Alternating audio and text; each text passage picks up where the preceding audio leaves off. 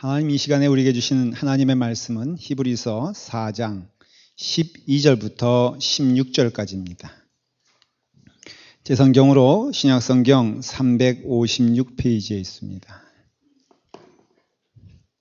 히브리서 4장 12절부터 16절까지입니다. 찾으시면 다 같이 함께 읽도록 하겠습니다. 히브리서 4장 12절부터 16절까지입니다.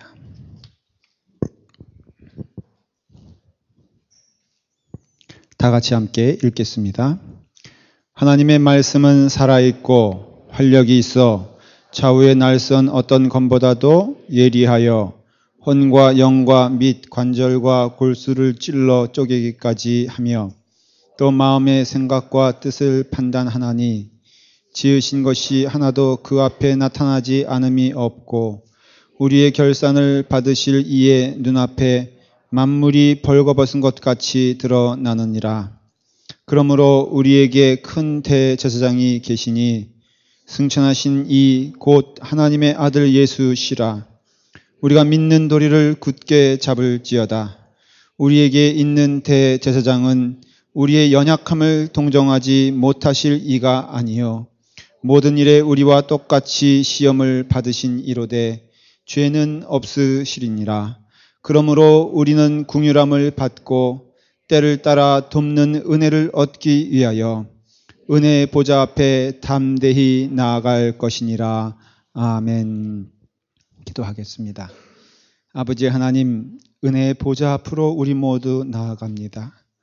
오늘 말씀을 통하여 우리를 사랑하시고 우리를 구원하시고 지금도 우리를 위하여 하나님 우편에서 중보로 기도하시는 예수 그리스도의 사랑을 기억하며 우리의 마음을 열어 말씀 가운데 하나가 될 수 있도록 인도하여 주시옵소서.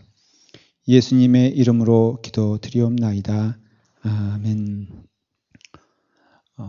저는 목사이기도 하지만 동시에 목회자 가정에서 자라난 목사의 아들이기도 합니다. 그래서 저는 어릴 때부터 이 교회라는 곳이 제 삶의 중요한 부분이었다는 것을 제가 한번 말씀을 드린 적이 있습니다.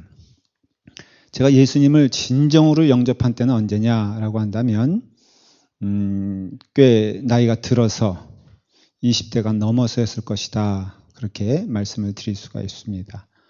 그래서 20대 전까지는 좀 하나 감사하게 생각하는 목회자로서의 좋은 경험이다 생각하는 게 제3자로서 교회를 볼 수 있는 기회가 있었습니다. 어떤 믿음 가운데 뜨거운 열정을 가지고 주님께 헌신하기보다도 예수님을 믿지만은 그러나 되도록이면 이렇게 보면은 이런 것도 있구나, 저런 것도 있구나, 저 사람은 왜 저렇게 할까, 이 사람은 왜 이렇게 할까, 무엇이 믿는 사람의 어떤 이렇게 본이 되는 모습, 이런 것들을 저는 그렇게 살지 못해도 그러한 것들을 이렇게 볼 수 있는 기회를 하나님이 주시지 않았나 그렇게 생각을 합니다. 그런데 그런 가운데 정말 이해가 안 되는 것은 이게 걸어올 때부터 그것을 볼 수 있어요. 전혀 재미도 없고 또 기대도 없고 하나님에 대한. 그런데도 와요. 교회를. 와서는 예배를 성실하게 드리는데 보면은 별로 기쁨이 없어. 그리고 어떤 사람은 오자마자 타임즈를 턱 펴서 그 보는 사람도 별 사람도 다 봤어요. 이렇게 앉자마자 조는 것은 굉장히 기본이고 저는 또 눈 뜨고 자는 사람도 봤어. 그래서 제가 눈 뜬 사람도 별로 신용하지 않습니다. 사람은 눈 뜨고도 잘 수 있다는 것을 어디서 보여주냐? 교회 안에서 보여줍니다. 그러니까 어린 나이지만은 굉장히 많은 그런 것들을 본의 아니하게 경험을 한 거예요. 그래서 어릴 때부터 타임지 읽는 사람, 조는 사람, 오늘 점심은 짜장면 먹을래? 하면서 제가 그것도 받아봤다니까. 성가대에 있는데 성가대에 갑자기 막 이렇게 돌아가요. 그게 뭐냐 하니까 시간 절약을 위해서 목사님의 설교를 그걸 약간의 막간이라고 생각하는 것 같아. 성가대원들 가운데 어떤 사람들은 그러니까는 찬양과 그 끝송 사이에 그냥 설교는 하나의 그 순서인 거야. 그래서 설교 시간에 시간 절약한다고 막 써요. 그래서 짬뽕, 짜장면, 뭐 울면, 우동, 그다음에 곱빼기는 안 돼 하면 딱 써놓고선 거기다 이제 선택하라고 한 바퀴씩 쫙 돌려. 설교 시간에 만약에 돌리면은 그건 줄 알겠어요. 그러니까 그런 걸 많이 봤어요. 그럴 때 제가 아주 질문이 된 게 그때, 근데 기쁜 사람 한 교회인데도 어떤 사람은 정말 내가 보기에도 너무너무 기쁨이 있어. 예배 1시간 드려도 전심을 다해서 드려. 그리고 그 얼굴에는 기쁨이 막 넘쳐. 그래서 그거는 제 질문이 되더라고요. 대체 이 차이, 그러니까는 그렇지 않은 사람과 그런 사람과의 차이는 무엇일까? 근데 그렇지 않은 사람도 제가 대단하다는 건 인정을 해요. 왜냐면 한국에서 영화 재밌는 거 한 편 보고 또 그 다음에 그거 보겠다고 오는 사람 없는데 정말 그 설교가 지겹다 그러면서도 안 빠져. 나는 그것도 또 신기하대. 또 설교가 이상하다 그러면서도 개근을 해. 그래서 그분이요, 제가 알기로는 타임지 그분 개근상 받았다니까. 그 교회는 1년 열심히 나오면 상을 주더라고요.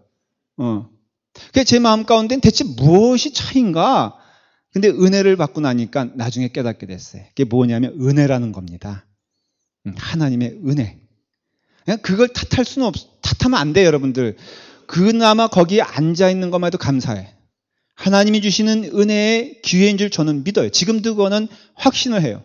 그래서 여기 어떤 이유가 됐던 여기 나오신 분들은 분명히 말씀을 드리는데 환영받을 만한 자격이 있습니다. 네. 대놓고만 졸지 마시고 하여간 여기 앉아만 있으면은 하나님의 축복권 가운데 있는 건 제가 확신해서 말씀드릴 수 있어요. 다만 좀 많이 안타깝잖아요. 왜냐하면 왔는데 은혜와 은혜 받지 못한 차이가 엄청나거든요. 그러니까 바라기는 여러분들 여기 와서는 다 은혜를 받기를 간절히 축원합니다. 근데 은혜를 받으려면요, 사람 만나가지고 안 돼. 하나님 만나야 돼. 예수님 만나야 돼. 여기로 말하면은 은혜의 보좌로 가야지 엉뚱한 데 앉아있으면 안 된다. 그래서 성경에서도 지금 꾸준하게 말하고 있는 한 내용이 뭐냐? 하나님 너희 사랑하신다.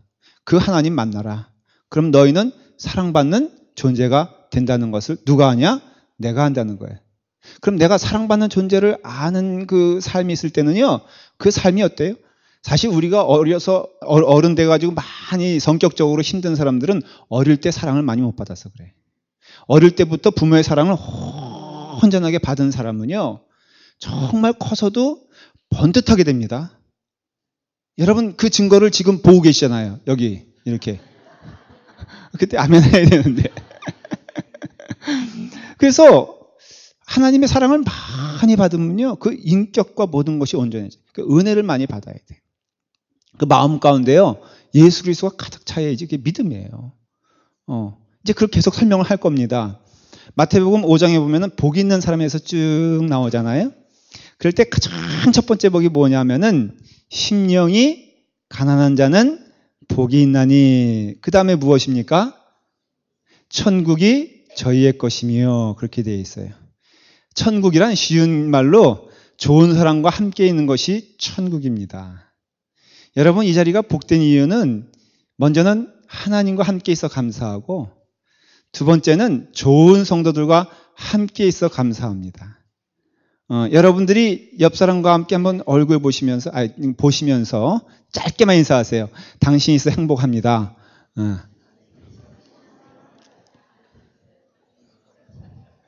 심령이 가난한 자는, 이제 그만하시고 저를 보세요. 그냥 인사지 뭐 길게 뭐 호구조사라는 게 아니니까 저를 보세요. 심령이 가난하다는 것은 내가 그것으로만 만족한다는 뜻이거든요. 쉽게 말하면 심령이 가난하다는 것은 그게 있어 내게 오면은 마음이 충만해진다는 뜻이거든요. 거꾸로 말하면. 그러니 여러분 천국이란 것이, 세상에서 천국은 뭐예요? 내가 지금 천국 같다 그러면은 내가 좋아하는 음식이 있어서 천국일 수도 있고요, 내가 좋아하는 자연이 있어 천국일 수도 있고, 궁극적으로는 내가 좋아하는 사람이 있어서 천국이 아닐까요?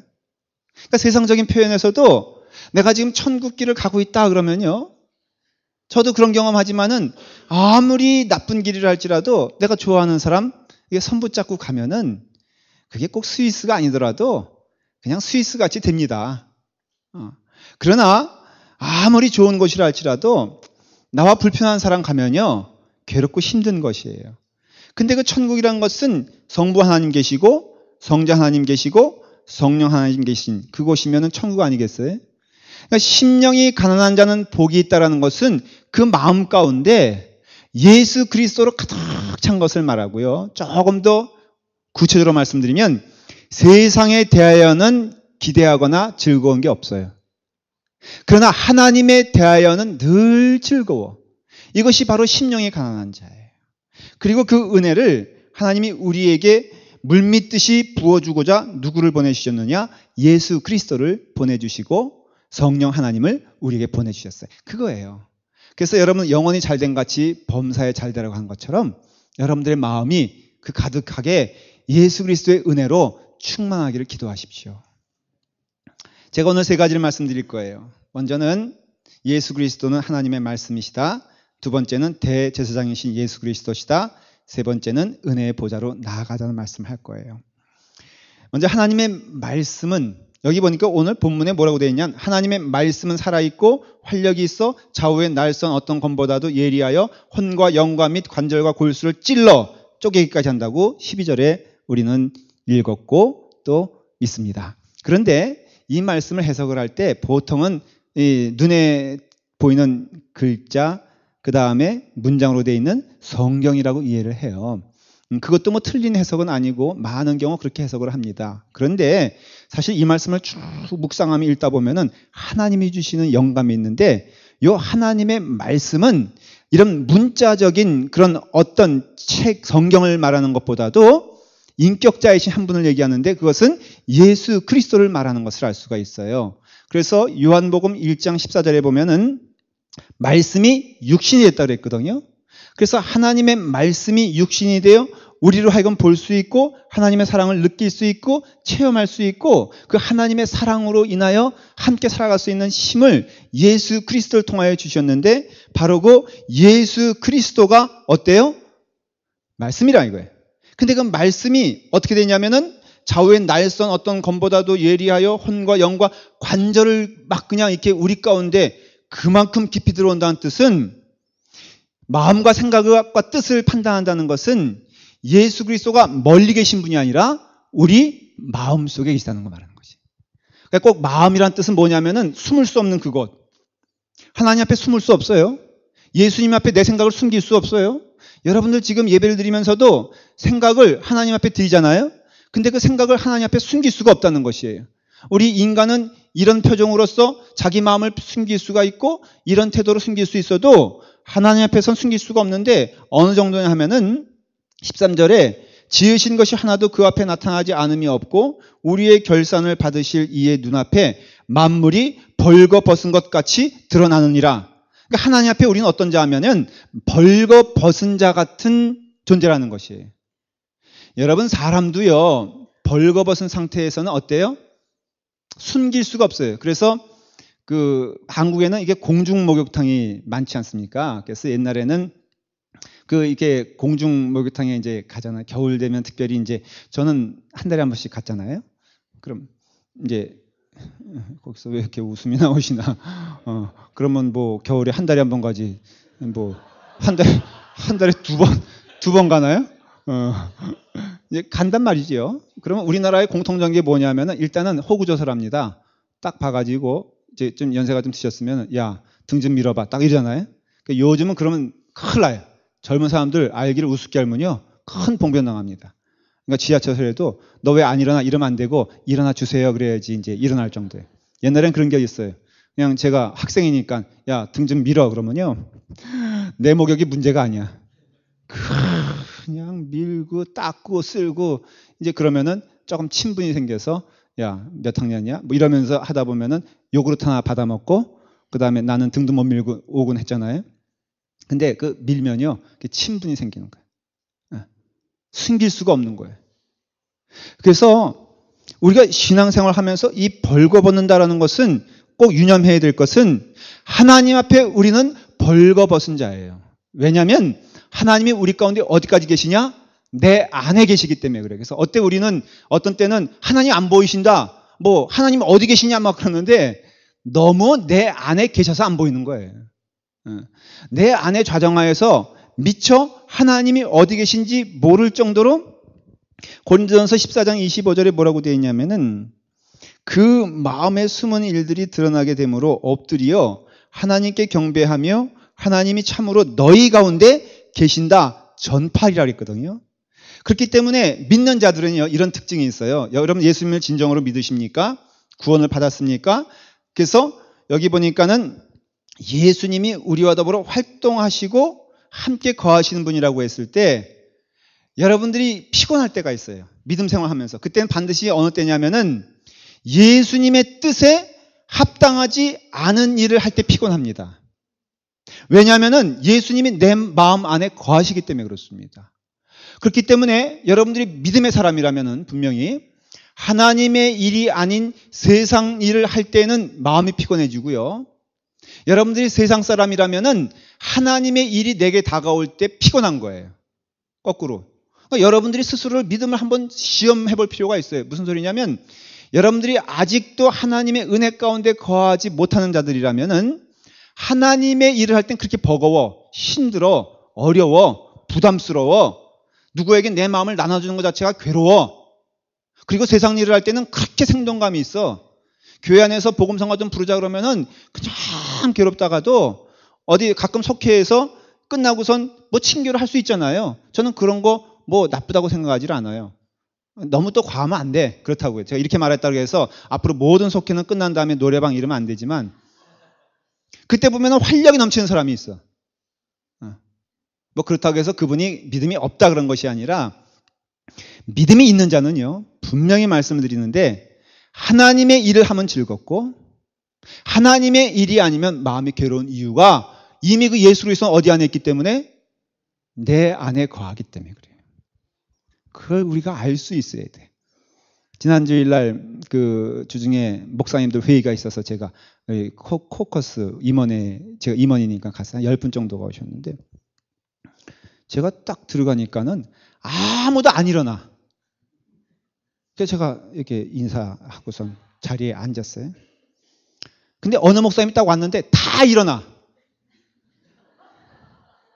그래서 저도 일어났죠. 근데 그걸 보는 순간, 느끼는 순간 제 마음 가운데 무엇이 오기 시작했냐면은 언짢은 마음이 오기 시작했어요. 너무나 당연한 거 아니에요? 그렇죠? 왜 내가 올 때는 앉아있고 지들? 응? 내가 앉으니까 그 다음 사람 오니까 왜 다 일어나? 사람 차별하는 거야? 뭐야? 이렇게 생각이 들겠어, 안 들겠어? 그러니까 이건 저에 대한 모욕이 아니라 여러분들에 대한 모욕이라니까? 라팔마 연합감리교회가 그렇게 능멸을 당했다니까요, 거기서. 그러니까는 그 다음에 모든 게 꼬이기 시작하는 거야. 근데 꼬이는데 문제는 제일 큰 문제는 뭐냐면은 내 마음이 꼬이는 게 문제야. 편치가 않아. 늘 오는 소리 김도민 뭐 하는 짓이냐? 너가 목사인데 그래서요 내 풀에 분이 올랐다가 내 풀에 너무 부드러워졌어. 아마 그 사람들은 내가 분냈는지도 부드러워진지도 모를 거야. 조금 눈치가 있으면 김도민 목사 왜 그래 오늘? 뭐 이렇게 뭐 얘기했겠지. 근데요 하나님의 은혜야 그것이. 잘못된 길을 가면 고쳐주시는 분도 하나님이시고 잘 되는 길이라면 격려하신 분도 하나님이세요. 근데 그 하나님은 어디 계시냐면은 내 안에 계시기 때문에 우리가 살아있다라는 것은요 주님께서 내 안에 살아계시기 때문에 주님의 일을 기뻐할 때는 그것이 즐겁고 그래서 예수님 참 잘 믿는 사람은 아무리 힘들어도 즐겁다니까는 그거 믿으셔야 돼요. 아침에 일부 예배 했는데 우리 여선교회 회장이 그것도 광고해야 되잖아요. 여선교회 회장이 뭘 이렇게 반찬 덩어리를 막 이렇게 내놓고 있어 밖에다. 그래서 왜 이렇게 부지런을 떠시나 그랬더니 이거 오늘 파는 거래요. 그래서 뭘 파시냐 그랬더니 그 된장 그 우거지 무침, 그 다음에 꼬들배기, 그 다음에 또 뭐였죠?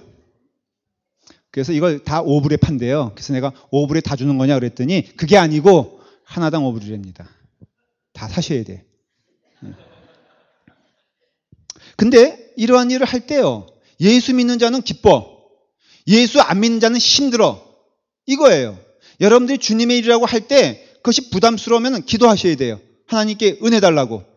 그리고 그것이 기뻐야 되는데, 거꾸로 세상 일을 할 때는 기쁘고 하나님의 일을 할 때는 괴로우면 힘든 사람이고요. 내가 주님의 길을 가는데 내가 딴 길 가면 괴로운 것은 하나님의 사람이에요, 오히려. 그럼으로써 우리의 삶 가운데 하나님께서 나와 함께 하시고 동행하시는 것을 믿으셔야 됩니다. 우리 주님께서는 어디 계시냐? 내 마음에 계세요. 우리 주님께서는 하나님의 말씀으로서, 말씀이 육신이에요, 우리 가운데 골수까지도 쪼개시는, 그래서 마음과 생각과 뜻을 판단하시는 우리 마음속에 계신 예수 그리스도, 그 예수 그리스도를 모시고 있는데 마음에 기쁘지 않겠어요? 그게 정상이 아니죠. 그 예수 그리스도가 오늘 여러분들과 함께 예배를 드리는데 여러분의 마음이 뜨거워지지 않겠어요? 그러니 우리의 마음이 뜨거워지는 이유는 내 안에 예수 그리스도가 거하시기 때문이다라는 것이에요. 근데 그 예수 그리스도는 어떤 분이냐면은 대제사장이세요. 그 대제사장인 예수 그리스도라는 뜻은 예수님의 삼중직이 있지 않습니까? 하나는 선지자예요. 그거는 하나님의 말씀의 선포예요. 우리의 마음을 찔러주시기도 해요, 때로는. 그리고 하나는 왕의 직분이에요. 우리를 통치하시고 우리로 하여금 순종케 하시는 분이에요. 그리고 세 번째가 예수 그리스도는 제사장이세요. 대제사장이세요. 대제사장은 하나님과 우리와의 중보가 되셔서 우리로 하여금 하나님께 갈 수 있는 다리가 되게 하시고, 더 중요한 것은 객관적으로 중간에 서 있는 분이 아니라 우리 편에 서셔서 하나님께 간구하시고 하나님께서 기뻐하시게끔 우리를 하나님께로 인도하시는 역할을 누가 하시냐면은 예수 그리스도께서 해주신다라는 것이에요. 그래서 히브리서에서는요, 예수 그리스도의 대제사장의 직에 대하여 아주 계속해서 반복하고 있습니다. 제사장직이 수행되기 위해서는요, 중요한 조건이 있는데 우리와 같은 조건이 돼야 돼요. 그래서 육신을 입고 오셨다는 뜻이, 인간을 입고 오셨다는 뜻이 무슨 뜻이냐면은 제사장이 되어서 우리의 모든 것을 체휼하시고 경험하시고 그리고 주님께로 인도하시기에 부족함이 없으시다는 뜻이에요. 히브리서 2장 17절에 뭐라고 되어 있냐면, 그러므로 저가 범사의 형제들과 같이 되심이 마땅하도다. 이는 하나님의 일에 자비하고 충성된 대제사장이 되어 백성의 죄를 구속하라 하심이라. 자기가 시험을 받아 고난을 당하셨은즉 시험 받는 자들을 능히 도우시느니라. 히브리서 5장 7절에 보면은 그는 육체에 계실 때에 자기를 죽음에서 능히 구원하실 이에게 심한 통곡과 눈물로 간구와 소원을 올렸고 그의 경외하심을 인하여 들으심을 얻었느니라. 사랑하는 여러분, 그 하나님이 높은 보좌를 버리시고 이 땅에 오신 이유가 누구 때문인 줄 아십니까? 우리 때문에 오셨습니다. 아니, 조금 더 분명하게 말씀드리면 나 때문에 오신 것이에요. 예수님께서 베들레헴 그 조그만 마을에 오시고 거기도 부족하여서 그 마국간에 오시고 그 다음에 구유에 태어나신 것은 누구 때문이십니까? 바로 나 때문에 오신 것입니다. 그렇기 때문에 예수님의 사랑 못 받을 자 없다는 뜻은 우리가 아무리 악해도, 우리가 아무리 부족해도 예수 그리스도는 끝까지 우리와 함께 거하시기 위해서 구유까지 오시는 분이기 때문에 사랑하는 여러분, 기억하십시오. 전능하신 하나님께서, 하늘에 계신 하나님께서 이 땅에 오신 이유를 누군가 내게 묻는다면 한마디로 말하면 나 때문에 오셨다라는 것이에요. 지금 나를 주목하여 보시고 나와 함께 하시는 그 하나님이 지금 나와 함께 거하신다는 것이죠. 그리고 그 하나님은 고난을 당하시고 시험을 받으시고 그래서 시험 받는 자들을 능히 도우시니라 라고 말씀하고 계세요. 예수님은 태어나신 것도 우리를 위해서 태어나셨지만은 그 인생에 많은 고난을 당하십니다. 애굽으로 목숨을 유지하기 위해서 어릴 때부터 도망가시고요. 그 다음에 나사렛 동네에서 자라시고 그 다음에 또 부모를 잃는 경험도 하시고 많이 배신도 당하시고 그 다음에 또 고단한 가운데 인자는 머리 둘 곳이 없도다라고 할 정도로 경제적인 어려움도 많이 당하신 분이에요. 그는 친히 5,000명을 먹일 수 있는 기적이 있었지만은 스스로에 대하여서는 한 번도 기적을 베푸신 적이 없습니다. 그런 연약함과 그런 어떤 고난과 고통을 체험하신 이유는 성경에서 뭐라고 말하고 있어요? 시험 받는 자들을 능히 도우시기 위하여 이 땅에 오셨다라고 말을 합니다. 여러분, 이것이야말로 놀라운 뉴스가 아닙니까? 지금 예수님께서는요. 그래서 로마서 8장 33절에 보면은 누가 정죄하리요? 죽으실 뿐 아니라 다시 살아나신 이는 그리스도 예수시니 그는 하나님의 우편에 계신 자요 우리를 위하여 간구하시는 자신이라. 여러분, 이 땅에 오신 것도 우리를 위하여 오셨고 이 땅에서 살아가신 것도 우리를 위해서 사셨으며 십자가에 달려 돌아가신 것도 우리를 위하여 돌아가신 것이에요. 그런데 더 놀라운 것은 예수님이 승천하셨어요.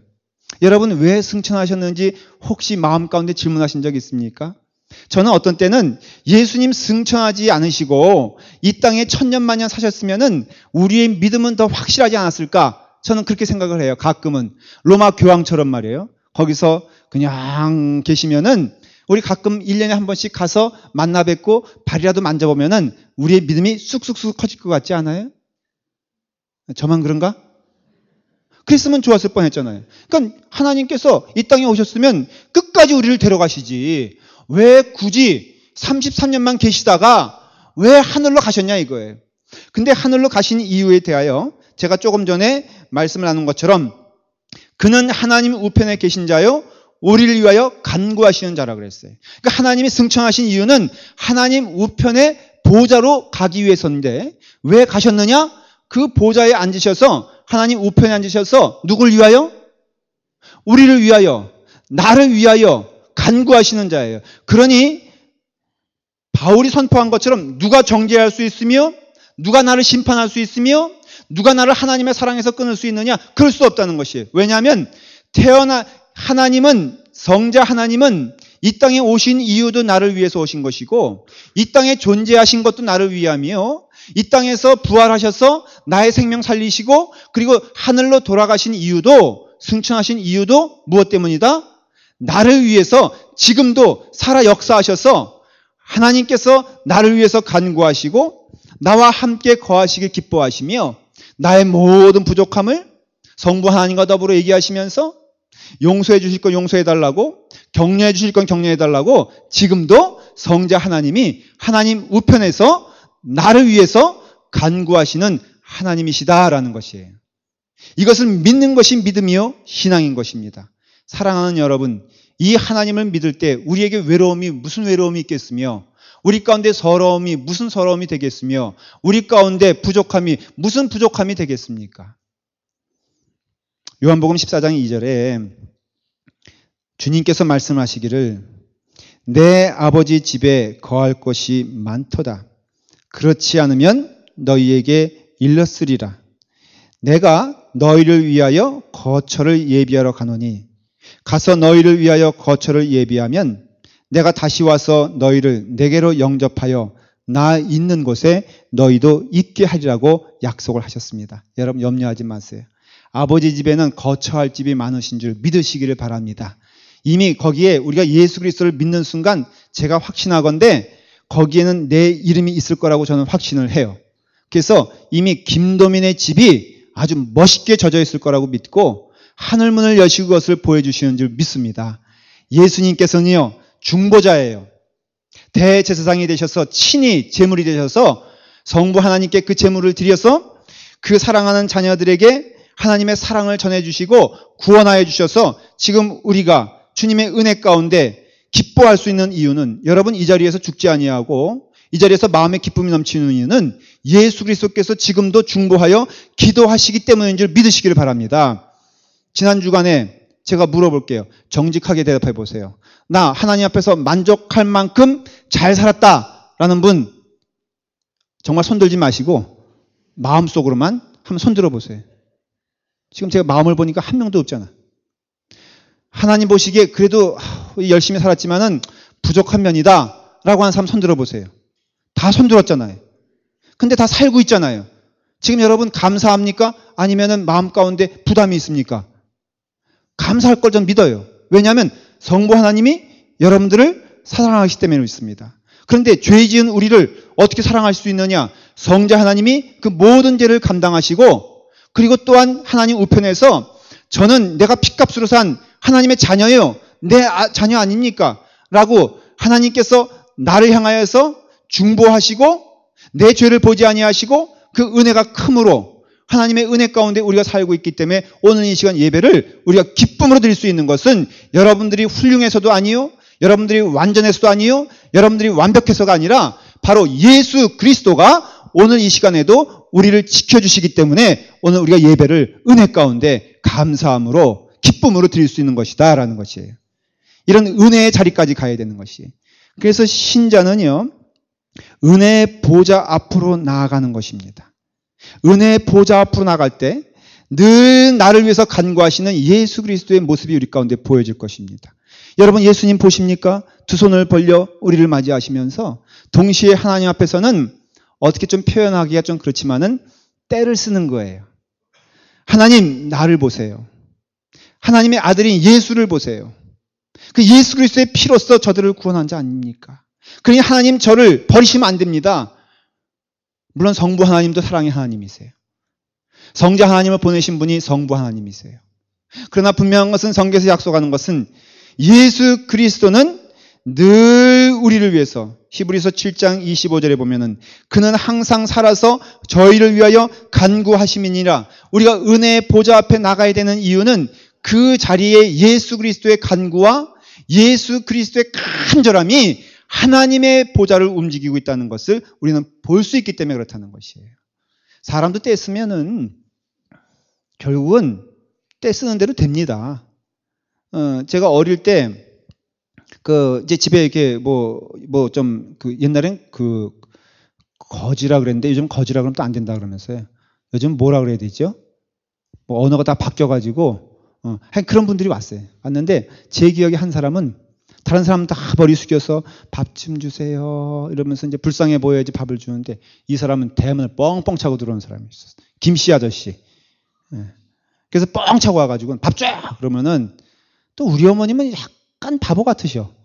나 같으면은 뭐냐 하면서 이렇게 물바가지 한번 팍 던질 텐데 들어와요 이러면서 그 사람은 꼭 마루턱에 걸터 앉아요.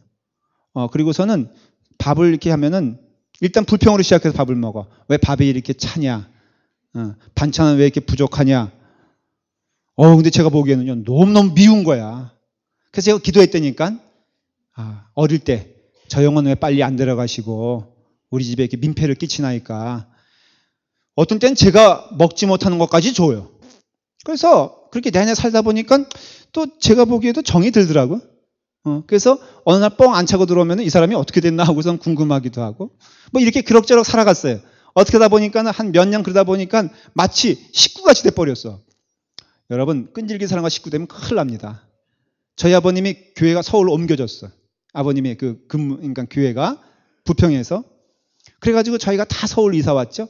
며칠 지났는데 갑자기 문이 뻥 차면서 김씨 아저씨가 온 거야. 그래서 어떻게 오셨어요? 그랬더니 자기 전근 왔대. 영업구역을 우리 아버님 쪽으로 바꿨다는 거예요, 자기가. 그래서 꽤 한 10년 동안 같이 지냈던 걸 기억을 나요. 여러분, 졸르면요, 나중에 그것도 정든다니까. 그러니까 예수님께서 지금 우리와 더불어 뭘 하시냐면은 하나님께는 졸르시고 우리는 붙잡아 주신 분이 예수 그리스도라 이거예요. 그러니까 우리가 믿음 생활에 있어서요, 아주 분명한 것은 뭐냐면은 은혜의 보좌로 나가야지 믿음 생활 잘해요. 여러분들. 여러분 지금 여러분들에게서 하나님의 축복의 기회인 줄 믿고 잘 들으시길 바랍니다. 여기서 온전히 믿음을 가졌든 아니면 아직도 믿음의 길이든 그건 상관없어요. 그러나 아주 분명한 결론은 한 명도 빠지지 말고 은혜의 보좌로 가십시오. 한 명도 빠지지 말고 예수 그리스도 만나십시오. 어떻게 만납니까? 기도하면 만납니다. 마음문을 열면 만납니다. 여러분 말씀을 잘 들으면 만납니다. 그럼으로써 못 만난다 말씀하지 마시고 이미 만났다고 생각하고 착각하지 마시고 여러분들이 은혜의 보좌 앞에 나가게 되었을 때 하나님 앞에 나가게 되었을 때 그 하나님은 어떠한 분이냐? 여러분 예수님이 부활하신 다음에 불이 나게 간 곳이 갈릴리입니다. 왜 가셨습니까? 예수님을 부인하고 예수님을 배반하고 예수님을 떠났던 제자들을 위해서 예수님이 갈릴리로 아주 분주히 가셨어요. 근데 그 장면이 요한복음 21장 12절에 나오는데 거기 보면은 그 제자들의 모습을 말하면서 제자들이 주님이신 줄 아는 고로 당신이 누구냐 감히 묻는 자가 없더라. 아무도 예수님인 줄 알면서도 너무 마음의 가책을 느끼니까, 너무 죄송하니까, 너무 부끄러우니까 아무도 예수님이 누구인지 묻는 자가 없었어요. 그런 자들에게 예수님은 물고기 구워주시고 음식을 준비하시면서 뭐라고 말씀하십니까? 베드로에게 너는 나를 사랑하느냐? 너는 나를 사랑하느냐? 이것은 무엇의 뜻이냐면은 내가 너를 사랑한다는 역설적인 의미예요. 배반한 그 제자들도 예수님이 끝까지 사랑하십니다. 그 하나님을 바라보는 것이 축복입니다. 스데반이요, 돌을 맞아 죽게 되었을 때 하늘을 보니 하늘의 문이 열렸는데 무엇을 봤느냐? 하나님 우편에 계신 예수 그리스도를 봤어요.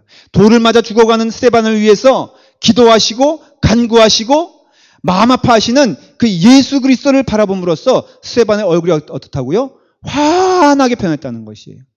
교회 다니면서 왜 여러분들의 얼굴이 어둡습니까? 정말로 어떤 사람 때문입니까?